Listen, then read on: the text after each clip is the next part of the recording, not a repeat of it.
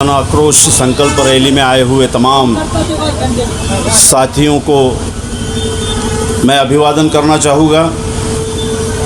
मंच पर विराजमान Atul सचदेवे ji, Bablu Katre sir, Karan Tekam ji, Pramila Sidam ji, Goyal sir, advocate Sachin Mekale, Khalid Pathan Sahab, Mirza वहाद bag, सौ करुणा राजू कामत जी, नागपुर से आई हुई ताहिरा शेख जी, किरण वासनिक जी, वाईसी भोयर साहब, वसंत गौड़ी जी, सैयद अफजल साहब और तमाम वे साथी जिन्होंने इस आयोजन को सफल बनाने में अपना योगदान दिया है। मुस्लिम जमात, मुस्लिम माइनॉरिटी ट्रस्ट कमेटी, अवाम मुस्लिम गोंदिया, खिदमत ग्रुप, मुहद्दिस आज़म ख्वाजा गरीब नवाज संगठन, छप्परबंद शाह बिरादरी, सर्व समाज विचार मंच, संविधान मैत्री संघ, युवा ग्रेजुएट फोरम, समता सैनिक दल, ओबीसी एससी एसटी VJNT सर्व समाज संगठना।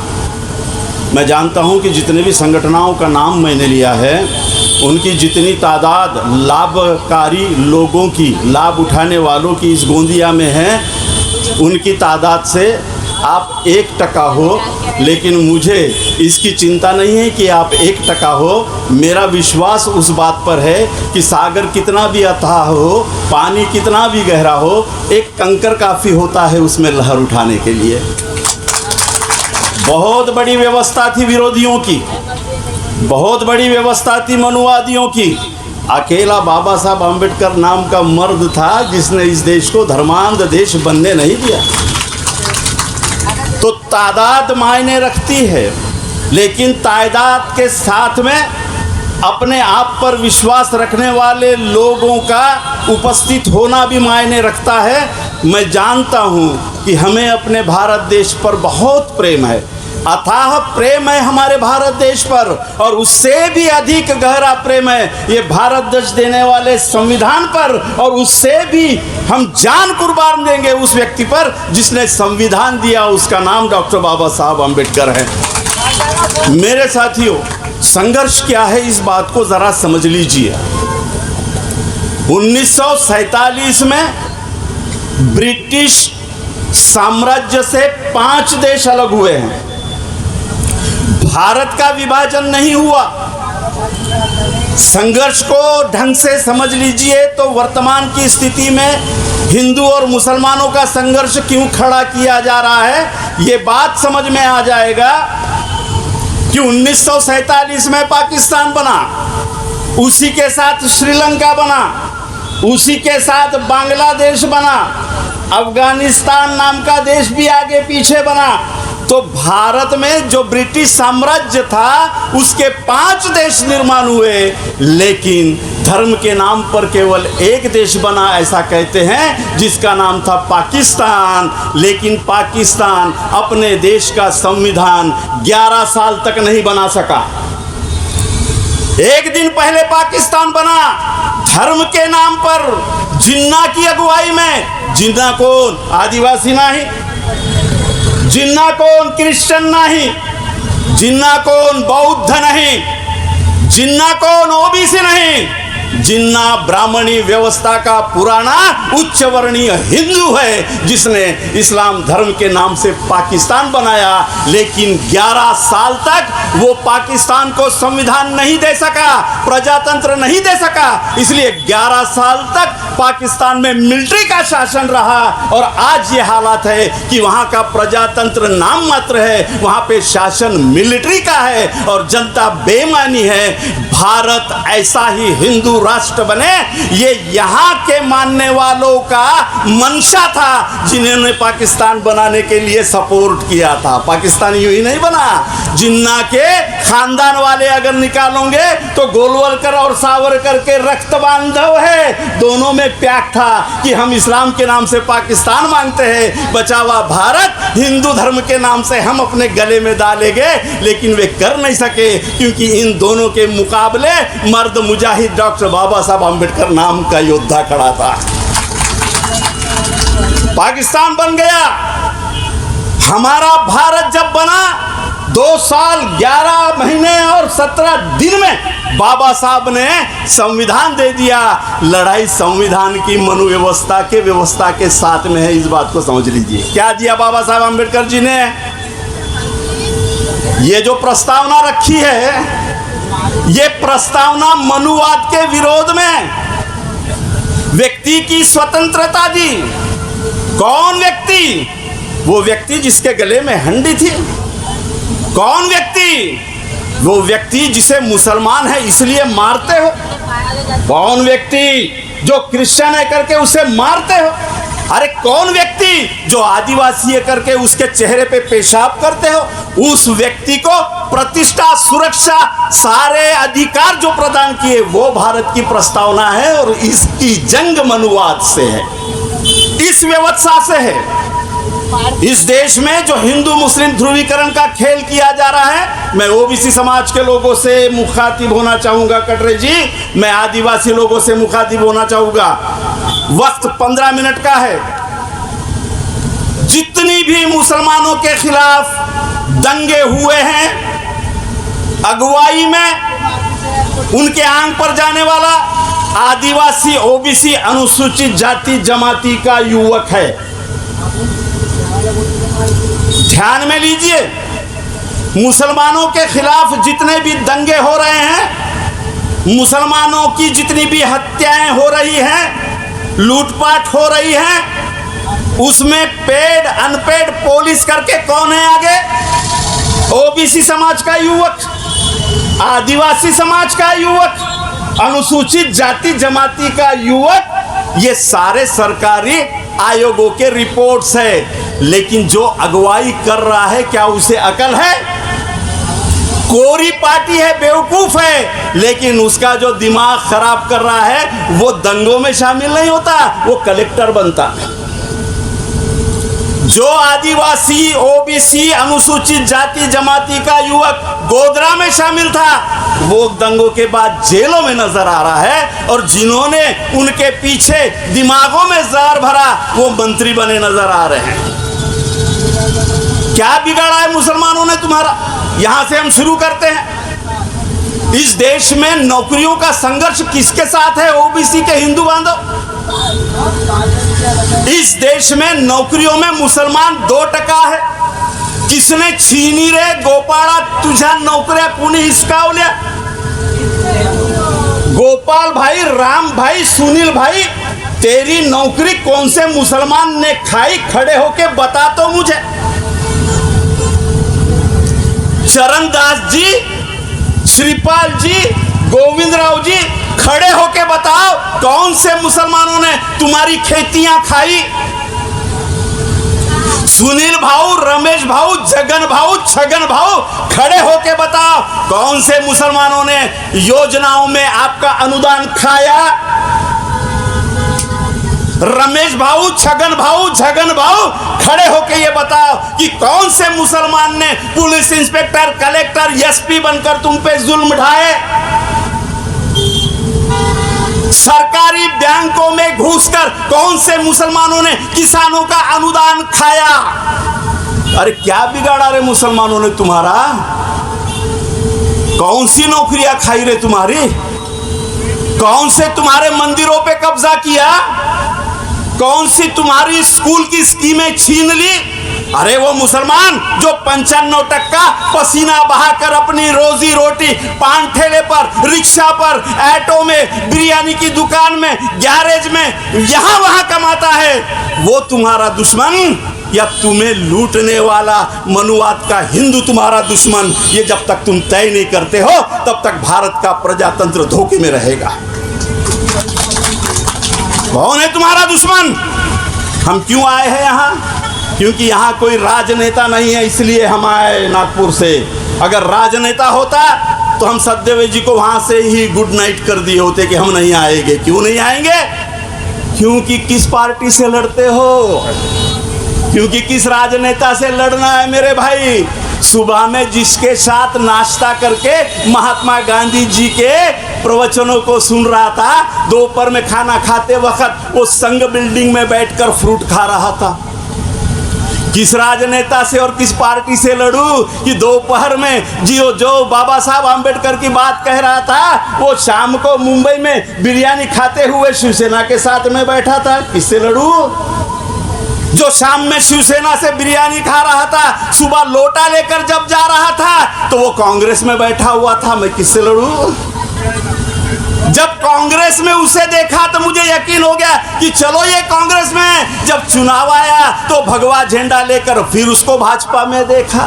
मैंने कहा कि चलो राष्ट्रवादी के साथ जाया जाए, तो पहट में ही वो राष्ट्रवादी वाला भाजपा के साथ में सरकार बना रहा था। मैं किससे लड़ूं? कौन से पार्टी से लड़ूं?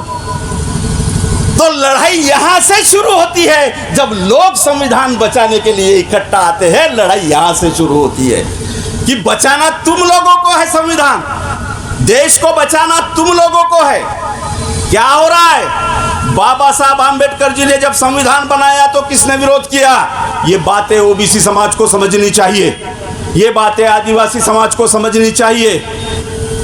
मुसलमानों के किसी ग्रंथ में नहीं लिखा है कि आदिवासी के चेहरे पे मुंह तो महिलाओं का अपमान करो। ना बाइबल में लिखा है, ना हमारे हिंदू समाज के पवित्र ग्रंथों में लिखा है, ना बौद्ध तत्वज्ञान में लिखा है। फिर ये कौन से हराम के जन इस देश में आ गए हैं जिनकी किताब में लिखा है कि बदला लेना हो तो औरतों का अपमान करो, उन पे बलात्कार करो? कौन है ये लोग? कौन है ये लोग? बिल्किस बानो पे बलात्कार करने वाले ये हराम के जने, आदिवासी महिला को विवस्त्र घुमाने वाले ये लोग, आपके भंडारा में दलित महिला को सरेआम बेइज्जत करने वाले ये लोग, ये कौन से धर्म के लोग हैं? ये कौन लोग हैं जो एक टोली बनाकर इस भारत के संसद में घुस गए हैं? ये कौन लोग हैं जो टोली बनाकर विधानसभा में घुस गए हैं? इसकी पहचान करवाने के लिए ये सभाओं में आना जरूरी होता है। कटरे साहब का भाषण आपने अगर गौर से सुना होगा तो इन टोलियों के चेहरे बेनकाब हो गए। कौन लोग हैं ये लोग और क्या कर रहे हैं ये लोग? ये लोग बाबा साहब आम्बेडकर के संविधान को तहस नहस कर रहे। संविधान बदलने वाले नहीं है। किसी माई के लाल में दम नहीं है कि वो संविधान को बदल दे। संविधान को बदलेंगे नहीं, लेकिन जहां से संविधान अमल में आता है उन कुर्सियों को, उन संसद को, उन विधानसभाओं को कब्जे में लेकर प्रति संविधान की व्यवस्था पैदा कर देंगे। सरेआम लोगों को मारने वाले कहेंगे कि धर्म के नाम से मार डालो, पुलिस को भी हम देख लेते हैं, न्यायालय को भी संभाल लेते हैं। यह है संविधान के खिलाफ प्रति संवैधानिक व्यवस्था को खड़े कर देना। चला दो बुलडोजर, बाद में न्यायालय को हम देख लेंगे, गिरा दो सबके घर। ये है बाबा साहब संविधान को न बदलते हुए प्रति संवैधानिक व्यवस्था खड़ी कर देना। लगा दो हम सब बैठे हुए लोगों पर ऐसी कलम कि हम 5 साल 6 साल निकल ही ना पाए बाबा साहब के संविधान के विरोध में। संविधान न बदलते हुए ये है काम करना प्रति संवैधानिक व्यवस्था। ये कर रहे हैं ये लोग। क्या कर रहे हैं ये लोग? बाबा साहब आम्बेडकर जी के संविधान का विरोध कभी मुसलमान ने नहीं किया। बाबा साहब आम्बेडकर जी के संविधान का विरोध किसी सिख ने नहीं किया, किसी ईसाई ने नहीं किया, किसी पारसी ने नहीं किया, किसी ओबीसी समाज के नेता ने या जनता ने नहीं किया। बाबा साहब आम्बेडकर जी के संविधान का विरोध सिर्फ और सिर्फ आरएसएस नाम की संगठन ने किया। ऐतिहासिक दस्तावेज हैं। वी आर आवर नेशन में गुरु गोलवलकर कहते हैं कि हमें यह संविधान मंजूर नहीं है। युद्ध यहां से शुरू होता है। भारत के प्रजातंत्र का, भारत के संविधान का युद्ध यहां से शुरू होता है कि आरएसएस को यह संविधान पसंद नहीं है। क्यों पसंद नहीं है, इसका भी एक्सप्लेनेशन वो देते हैं। We are our nation bunch of thought में गोलवल कहते हैं हमें ये संविधान मंजूर नहीं है क्योंकि इस संविधान में हम जैसे चाहते हैं वैसी संस्कृति का दर्शन नहीं है। कोणत्या संस्कृतीचं दर्शन नाही आहे, कोणत्या संस्कृतीचं दर्शन आहे, विचार करणारात सर्व भारतीय एकसारखे, हा बाबासाहेबांच्या संवैधानिक संस्कृतीचा दर्शन आहे. काय आहे रे बाबा, काय आहे रे हिंदू भावा, काय आहे रे मुसलमान भावा, बौद्ध भावा, काय आहे रे बाबासाहेब आंबेडकरांच्या संविधानाचं दर्शन. आम्ही सगळे भारतीय एक आहोत. संघाचं दर्शन आहे. सर्व लोक एक नाही, बहुसंख्याक शूद्र आहेत, बाकी वैश्य आहेत, बाकी क्षत्रिय आहेत, आम्ही ब्राह्मण आहोत. भारतीय संवैधानिक संस्कृति का संघर्ष कहाँ है, इसे समझ रहे हो. भारत का संविधान सभी लोगों को भारतीय मानता है. संघ का संविधान सबको भारतीय नहीं मानता, हिंदू मानता है, और हिंदू को भी 4 वर्ण में बटा हुआ मानता है. ये उनका संविधान है. इसका संघर्ष भारत के संविधान से है. अब इसे अमल में अगर लाना हो तो इस देश में छद्म युद्ध छेड़ना निहायत जरूरी है उनके लिए. किसके खिलाफ छद्म युद्ध छेड़ेंगे, किसके खिलाफ? 2% छटाक भर ईसाइयों के खिलाफ. केवल 37 लाख भारत में बौद्ध है, उनके खिलाफ. अच्छे से समझ लीजिए, इस देश में हिंदू समाज के ह्यूमन रिसोर्समेंट का डाटा है. पुलिस सुन रही है, शासन प्रशासन की यंत्रणा सुन रही है. प्राध्यापक जावेद पाशा बोल रहा है, ह्यूमन रिसोर्समेंट का 2021 का डाटा सुन ले मेरा हिंदू भाई. अरे हिंदुओं के 35 करोड़ हिंदुओं को रोजी रोटी के साधन जुटाना भी मुश्किल है. ये गवर्नमेंट ऑफ इंडिया का डाटा है. अरे किससे है रे तुम्हारी लड़ाई? पंचर वाले मुसलमान से, मुर्गी बेचने वाले मुसलमान से, या तुम्हारी जमीनें छीन लेने वाले अदानी अंबानी से है? किससे है तुम्हारी लड़ाई? तुम्हारी लड़ाई अनपढ़ केवल मेहनत करने वाले मुसलमानों से है, या तुम्हारे नगर परिषद, ग्राम पंचायत, जिला परिषदों के स्कूल बर्बाद कर देने वाले तुम्हारे अपने हिंदू नेताओं से? किससे है रे तुम्हारी लड़ाई? अरे तुम्हारी लड़ाई खुद का पैसा लगाकर खुद की पंचर की दुकान खड़े करने वाले, खुद का होटल खड़े करने वाले, जिसको दंगों में तुम जला रहे हो, उस मुसलमान से है, या कोऑपरेटिव बैंक बनाकर तुम्हारा हिंदू भाई का करोड़ों रुपया गबन कर जाने वाले हिंदू से? किससे है तुम्हारी लड़ाई? ये आज यहाँ पे जमा हुए सब लोगों को सोचना पड़ेगा. अगर ये बुनियादी सवालों पे आप नहीं सोचते हो तो आप छद्म युद्ध में फंस जाओगे, जो हिंदू और मुसलमान के नाम से खड़े किया जा रहा है. लेकिन इसके पीछे का राज क्या है? आज भारत का हर नागरिक 6.5 लाख का कर्जदार है.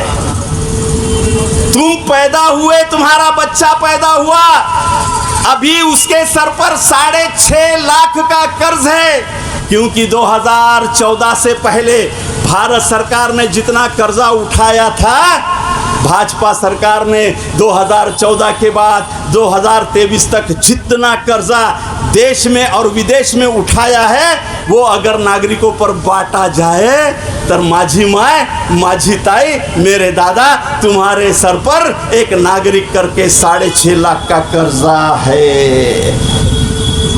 क्यों उठाया रे 6.5 लाख? बोलो ना. अरे कायले घेतलं रे 6.5 लाख? आणि गव्हर्नमेंट ऑफ इंडिया म्हणते प्रत्येक भारतीय नागरिकावर 6.5 लाख कर्ज आहे. उचललं कोण? सत्तेत असलेल्या लोकांनी. आणि टाकलं कोणाच्या नावानं? क्या चल रहा है?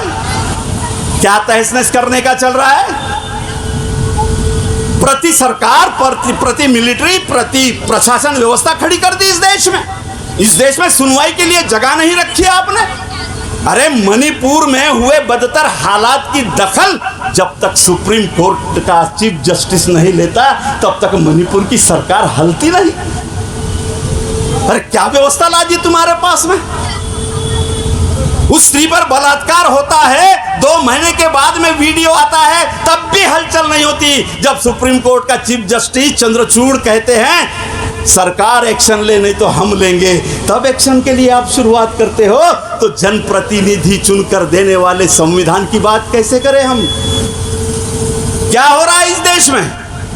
यलगार परिषद हुई, किसी के खिलाफ कोई बात नहीं की गई, अपने हक अधिकारों की बात की गई, देशद्रोह का गुनाह डाल दिया आपने. ये यंत्रणा है. आज कटरे जी का भाषण निकालोगे और उन पर घुसेड़ दोगे देशद्रोह की कलम। जावेद पाशा अपने हक अधिकारों की बात कर रहा है, उस पर लगा दोगे देशद्रोह की कलम। ये जो चल रहा है ये संविधान और बाबा साहब आंबेडकर जी के भारत के सामने सबसे बड़ा सवाल है, क्योंकि हम भारत के लोग हैं और जो हमें भारत का लोग नहीं मानता, नहीं बनने देना चाहता, उन मनुवादियों से हमारी सही जंग है। आता अब ये मनुवादी कौन?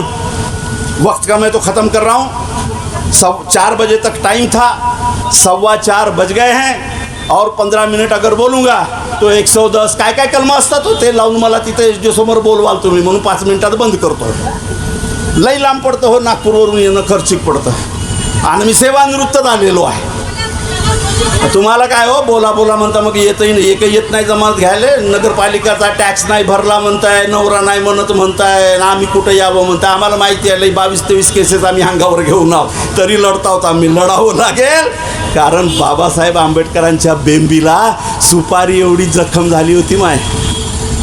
बाबा साहब आंबेडकर जी के नाफ बेंबीला सुपारी की बराबर गठान हुई थी, उसमें से पानी बह रहा था, चलना और उठना मुश्किल था। एक सहायक के हाथ से बाबा साहब अलग अलग देशों के कानून के किताब निकालकर संविधान लिख रहे थे। एक पत्रकार ने पूछा, बाबा साहब इतनी तकलीफ है, आराम क्यों नहीं करते, होने दो संविधान जब होगा तब। बाबा साहब ने कहा, अरे मुझे तो सुपारी इतनी गठान हो गई है इस देश में मनुवाद ने तो कोढ़ जैसी अछूत और कोढ़ जैसी शुद्रत्व की बीमारी फैलाकर इस देश के करोड़ों करोड़ों लोगों को बीमार कर दिया है। मैं उनकी बीमारी पहले दुरुस्त करूँगा, चाहे मेरी बेंबी फट क्यों न जाए। अरे वो बाबा साहब आंबेडकर, हम उनके मानने वाले हैं। उस बाबा साहब आंबेडकर ने इतने तकलीफ में आपको भारत के लोग कहकर खड़ा किया, लेकिन जो लोग भारत को, भारत के लोगों का भारत देखना नहीं चाहते, वो इस देश को हिंदू भारत और मुसलमानों के नाम से विभाजित करने की कोशिश कर रहे हैं। एक विभाजन इस देश के भूमि का हुआ, लेकिन 1947 के बाद में हम सब ने हमारा देश पाया। अरे क्या डायलॉग था बाबा साहब आंबेडकर जी का, मुझे मातृभूमि नहीं है। कभी मेरे हिंदू ओबीसी ने बैठकर इस बात का चिंतन किया? ए मुसलमान, कभी तूने चिंतन किया? ए आदिवासी, ईसाई, तूने कभी चिंतन किया कि बाबा साहब आंबेडकर ने जब कहा था कि मुझे मातृभूमि नहीं है, ये गांधी को कहा था, तेरी मातृभूमि कहाँ थी? कभी चिंतन किया? अरे जब बाबा साहब आंबेडकर स्वतंत्रता से पहले ये कहते हैं कि मुझे मातृभूमि नहीं है, कटरे साहब, तब वो ये नहीं कहते कि केवल अछूतों को मातृभूमि नहीं है। क्योंकि संविधान बनने से पहले इस देश में केवल 11% लोगों को मतदान का अधिकार था। एक कुंभी माली तेली महार मांग सांबार मुसलमान, देश का संविधान बनने से पहले 1947 में स्वतंत्रता मिलने से पहले इस देश में केवल 11% लोगों को मतदान का अधिकार था, और जिसको मतदान का अधिकार होता है वो ही तो संसद का अधिकारी होता है, वही तो शासन प्रशासन का अधिकारी होता है, वही तो देश की साधन संपत्ति का अधिकारी होता है, अरे वही तो नगर पालिका, जिला परिषद, ग्राम पंचायत का अधिकारी होता है। एक कुणबी माली तेली महार मांग सांबार, अरे तुला 1947च्या पूर्वी मतदानाचा अधिकारच नव्हता, आणि जेव्हा बाबासाहेब आंबेडकर म्हणतात की मला मातृभूमी नव्हती, तेव्हा ते म्हणतात की ज्यांना ज्यांना मतदानाचा अधिकार नाही त्यांना मातृभूमी नाही। कशी मिळाली रे तुम्हाला मातृभूमी? आम्ही सगळे नालायक आहोत का? हो, नालायक आहोत आम्ही, कारण बाबासाहेब आंबेडकरांनी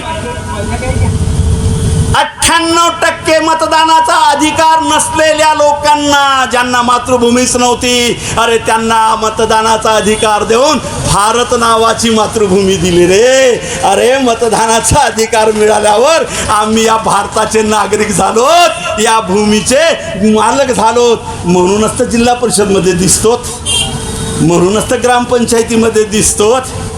म्हणूनच आदिवासी बाईची नागवी धिंड का निघो ना, आदिवासीच्या चेहऱ्यावर का मुतो ना, पण बाबासाहेबांनी हक्क दिला म्हणून मुर्मू नावाची आदिवासी बाई राष्ट्रपती दिसते ना. अरे मरू द्या मुसलमानांना, ठीक आहे, पण कोणी न कोणी मुसलमानाचा अबुल कलाम नावाचा माणूस राष्ट्रपती होतो ना. अरे बाबासाहेबांचे हे तरी उपकार माना आणि लायक बना नालायकांनो, कारण हे संविधान जर संपले, पाहिलं ना तुम्ही पहिलं पथनाट्य, तीच अवस्था तुमची होणार आहे. बस त्या पथनाट्यावर बोलतो आणि संपवतो. हे पथनाट्य मला आवडलेलं नाही. कुठं आहे ते पथनाट्यवाली मुलगी, कुठं आहे का बाई? उभी राहा, उभी राहा, उभी राहा ना. गाळगा फेकून IAS नाही झाला का तुझा माणूस? गाळगा फेकून पोलीस इन्स्पेक्टर नाही झाला का तुझा माणूस? गाळगा फेकून तुझा माणूस SDO झाला का नाही? डॉक्टर झाला का नाही?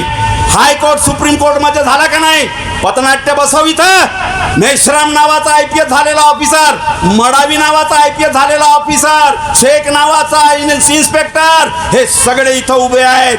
आणि जे लोक दंगा करतायत आणि दंगा करून जय श्रीराम या अल्लाहू अकबरचा नारा लावतायत, त्यांना संविधानाची शपथ घेतलेले हे अधिकारी गोळ्या घालतायत. ये देश में हिंदू मुसलमान के नाम से दंगा नहीं चलेगा, ये देश किसी हिंदू के बाप का या मुसलमान के बाप का नहीं है, असा शपथ घेतलेला बाबासाहेबांच्या विचारानं प्रेरित झालेला IAS IPS ऑफिसर इथं दंगेखोरांना गोळ्या घालतोय. हे पथनाट्य बनव आता पुढं तू, हे पथनाट्य बनव. अरे गाळगा फेकला बाबासाहेबांनी तुमचा, फळा फेकला तुमचा बाबासाहेबांनी, कलम आणि अधिकार तुमच्या हाती दिले. तो भट नावाचा गोधरा गुजरातचा IPS ऑफिसर जेलात गेला, पण 10 त्याला सलाम करतो. हाजी आहे मी, नमाज पढ़त असताना त्याची दुआ मागतो. वो अकेला माइका लायल था IPS ऑफिसर, नरेंद्र मोदीला म्हणला तू नरबक्ष आहे, तू गुन्हागार आहे, तू दंगेखोर आहे. बनव असे पथनाट्य. आमच्यातले मेश्राम उभे झाले पाहिजे, कारण संविधान आणि देशाची गोष्ट आहे, कारण संविधान आणि लोकतंत्र की बात है कटरे जी. ये भूमिका अगर हम नहीं लेंगे तो देश को कैसे बचाएंगे? झुनका भाकर खा के कैसे बचाएंगे? 5 किलो राशन खा के कैसे बचाएंगे? 2 रुपए में बीमा निकाल के? क्या कर रही है सरकार? क्या कर रही है लूटमार करने वाली कोई टोलियां? यांना जमीन पाहिजे. अदानीचे गोडाउन भरायसाठी, अदानी के गोडाउन बनाने के लिए इनको जमीनें चाहिए. बड़े बड़े कॉन्ट्रैक्टरों की पेटियां भरने के लिए इन्हें जमीनें चाहिए. किसके पास में है रे जमीन? क्या जी यूसुफ भाई दाढ़ी वाले, कितनी जमीन है तुम्हारे पास? ए रहमत भाई, किती जमीन आहे तुझ्याकडे? अदानीला 5000 एकड़ जमीन लागते. ए जान भाई, किती जमीन आहे तुझ्याकडे? ओ भैर साहेब आदिवासी, किती जमीन आहे तुझ्याकडे? कुणाकडे जमीन आहे? 5 एकड़. हिंदूकडे मन हमको सिर्फ मंदिर चाहिए. गेली ना जमीन तुझी अदानीच्या कोट्यात. कोणाले बोलते? मुसलमानाच्या नावात काय चाललंय कळते? जिसे लूटना होता है उसे लूट रहे हैं, और लूट रहे हैं वो हिंदू को ही. लेकिन लूटे हुए हिंदुओं को बता रहे कि तुम्हारा दुश्मन कौन है? मुसलमान. गेली तर गेली जमीन, धर्म जगला तर तुम्ही जगा. साला चपराशी हिंदू, घंटा वाजवणारा हिंदू, बेल वाजवणारा हिंदू, चपराशी हिंदू, बाबू हिंदू, SDO हिंदू, तहसीलदार हिंदू, आमदार हिंदू, मंत्री हिंदू, मुख्यमंत्री हिंदू, ST DSP सगळे कलेक्टर हिंदू. इनको मुसलमान से खतरा है. जो न बेचारा चपराशी है, जो ना SDO है, कौन है? मुर्गी वाला, पंचर वाला, गॅरेज वाला. अरे नीट लक्षात घ्या रे, काय चाललंय या भारतामध्ये, नीट लक्षात घ्या. बहुत बड़ा विकास किया. 6 पदरी हायवे झाले. 5 अब्ज कोटी रुपये रोडवरती खर्च केले. किती? 5 अब्ज. या 5 अब्ज कोटी रुपयामध्ये जे हायवे झाले, जे पुल झाले, इस पुल में इस देश की 48% जंगल साफ। और ये जो पुल बने, ये जो हाईवे बने, इसमें सब जमीनें गई मेरी हिंदू भाई की। लेकिन दुश्मन कौन? दुश्मन कौन? मुसलमान। आणि जर मुसलमान संपला तर मग ईसाई, और मग तो संपला तर मग तो बौद्ध, और कोई भी नहीं मिला तो आदिवासी तू भी नहीं बचेगा। और जब ये भी खत्म हो जाएंगे तो ओबीसी भी नहीं बचेगा। ये कटरे साहब ने बराबर बताया। जब जब ओबीसी के अधिकार की बात आई, बौद्ध खड़ा नहीं हुआ उसके विरोध में। मंडल आयोग के विरोध में किसी मस्जिद से आवाज नहीं निकली, किसी चर्च से मंडल आयोग के विरोध में आवाज नहीं निकली, किसी बिहार से नहीं निकली, किसी गुरुद्वारे से नहीं निकली।